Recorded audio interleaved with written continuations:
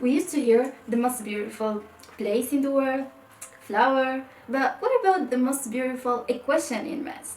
That's weird, but it exists.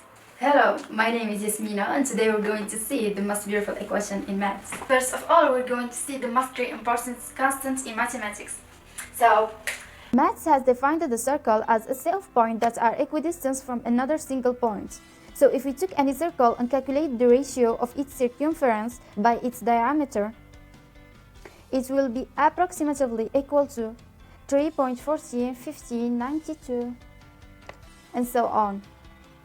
It doesn't have any repeating decimal, and that number has been represented by the sixth Greek letter pi, and it's also called as Archimedes' constant. Now, what about an imaginary number? It's I. It's a complex number. I is equal to square root of -1. And if we multiply I by itself, it will be equal to -1. Yes, square root of negative number. Hundreds of years ago, we had no way to solve equations like this one. So we write there is no solution. But right now, we're able to find a solution. Wow, that's magical. Oh, did you say magical? Well, here is the third number. It's also called magical number or just Euler's number. E is equal to 2.71, 82, 81, 82. And if we stop here, it looks like it has a repeating decimal.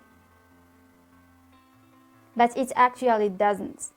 4, 59, and so on. E is also equal to 1 over 2 factorial plus 1 over 1 factorial plus 1 over 2 factorial plus 1 over 3 factorial, and so on. E is also equal to 2 plus 1 over 1 plus 1 over 2 plus 1 over, and so on. But we don't actually repeat 2 and 1, 2. At once we'll find 4, 6, all these three unbelievable numbers. And we put them together just like that, E, pi, I.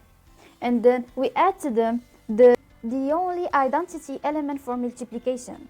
So it will become equal to the only identity element for addition. And this is Euler's identity.